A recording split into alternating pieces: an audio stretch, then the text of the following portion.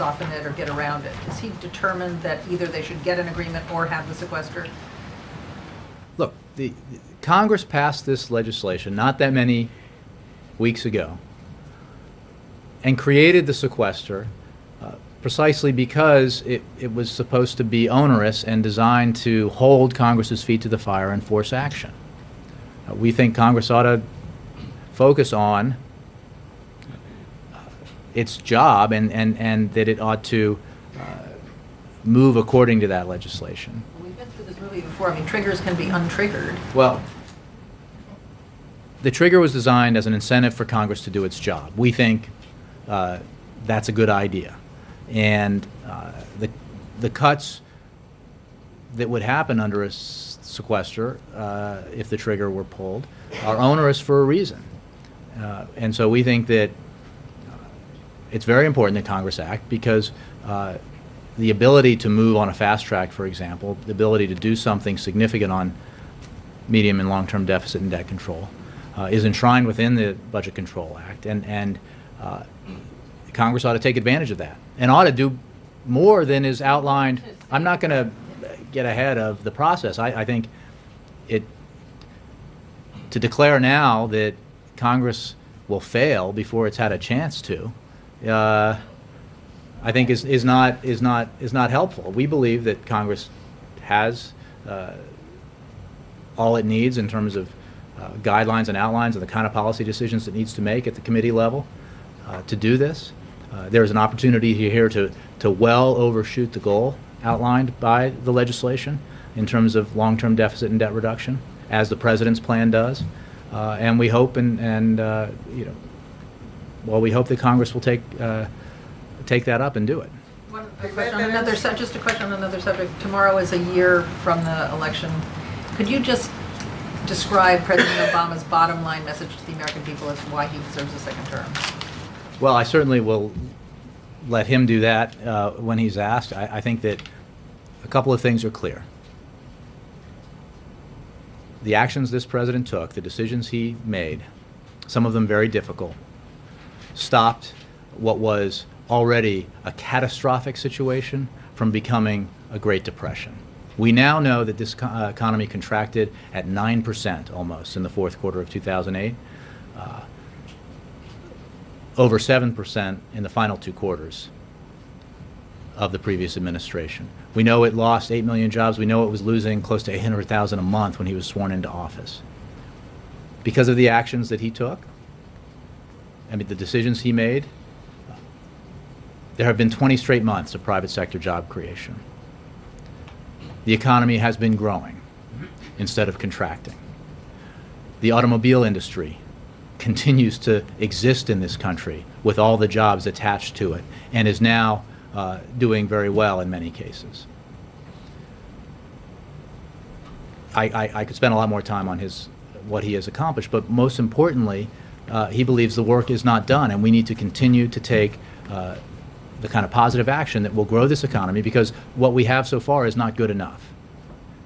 The level of unemployment we have is not good enough. The pace of economic growth we have had is not good enough. The hole that this country was in as a result of the Great Recession was deep, and we didn't get into it overnight, and we can't climb out of it overnight. But we have been moving forward. And we cannot, and this president believes we should not, go back to the very policies that led us into the hole. If you just look, I think it pays to remember, because we all tend to look at the present and the future, remember what it was like in January and February and March of 2009 and what people were talking about in terms of the economic Armageddon that we were facing. Look at the charts that show dramatic shrinking of the economy compared to what we've seen in the last 20 months or so. So we need to do more, we can do more, and this president's committed to doing more. Laura. A couple questions. One, it looks like the Senate is getting ready to actually pass a bipartisan version of the Veterans Jobs Bill. And I'm wondering what you attribute the pending success in this area to when there's been so little in other areas. Well, look, we have been pushing Congress, specifically the Senate, to pass the individual components of the American Jobs Act. The assistance to veterans is part of that. The incentivizing of business to hire veterans has been part of that, and we would welcome, as we would the passage of any one of these provisions, the passage of this one, if it happens. I think that,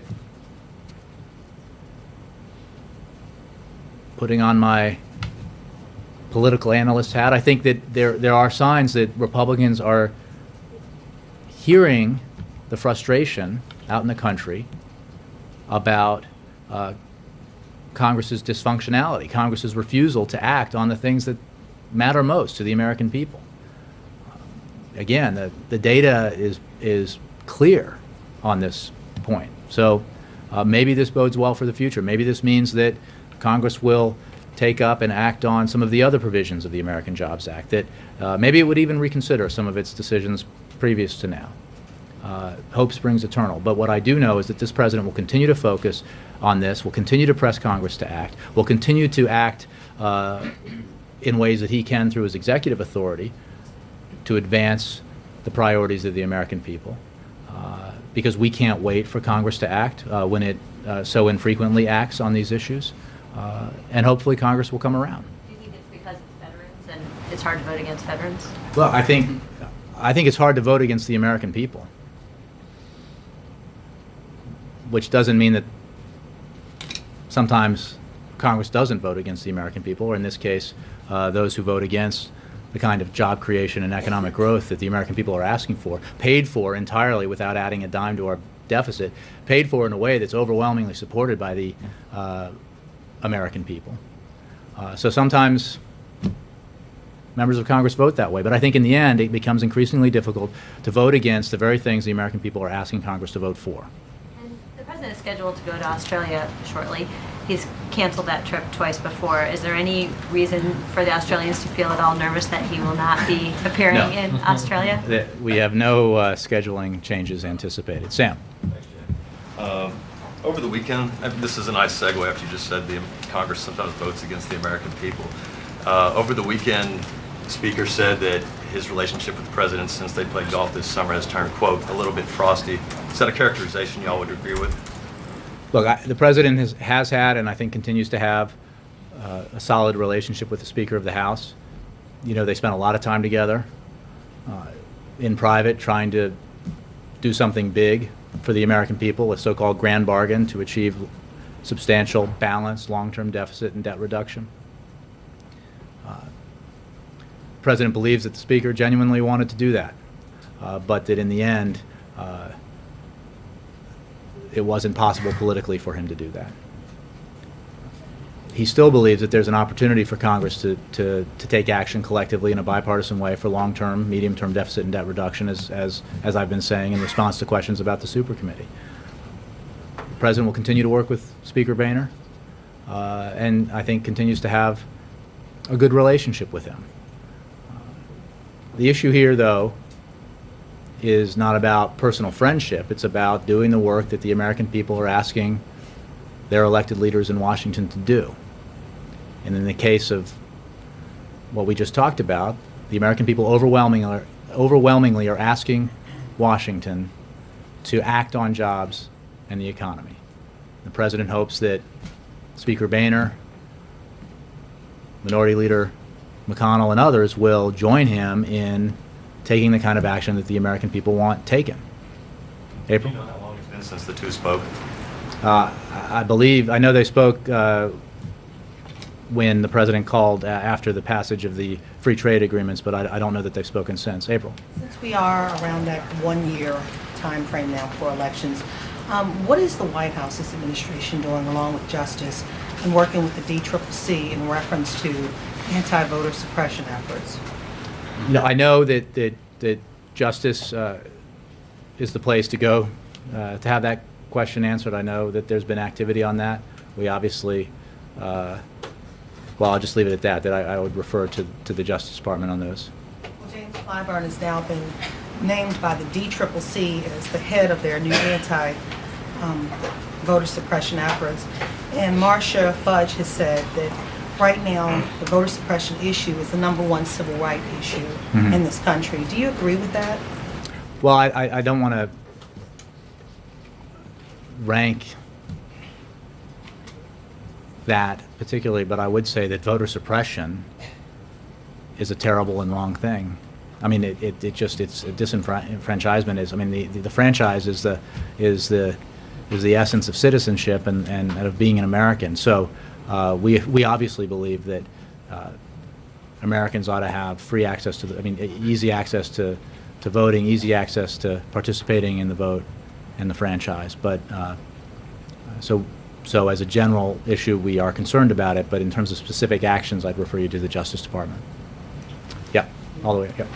Jay, the president cited earlier today that parts of the American Jobs Act that are really popular, that deal with veterans' benefits. Does the president believe that the country would be even better served if young men and women were less likely in the future to spend so much time in war zones? Well, let me answer it this way. This president is committed, as he promised to be when he was running for the office, to ending the war in Iraq responsibly and bringing those troops home, to, as he made clear when he announced his policy in Afghanistan, to, after surging up forces there, to drawing down the surge forces, which is happening now, and transferring lead security authority over to the Afghan security forces by 2014. And he is keeping all of his commitments. That has been, the overall impact of that has been a dramatic reduction in the number of Americans serving in war zones since he took office.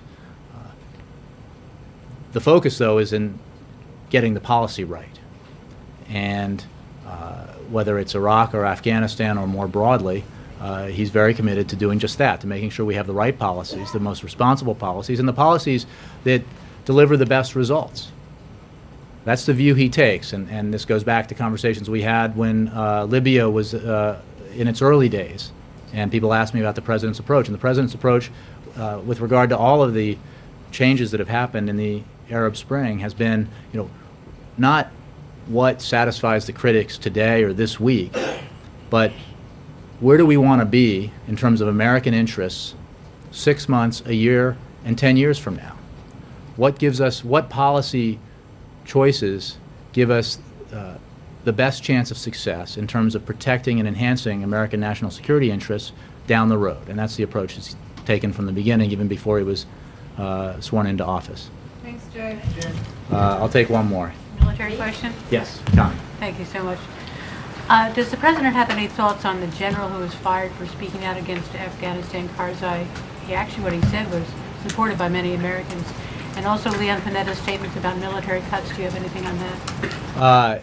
I don't have anything on the first issue for you. I think in general we've made clear in terms of the sequester that those cuts are onerous and we believe too deep. But that was the whole design. It was supposed to force the Congress to act.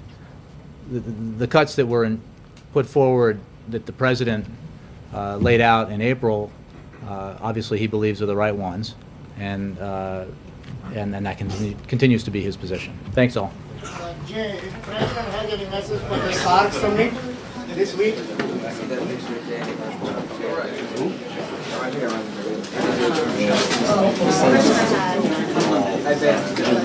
Yeah, nice.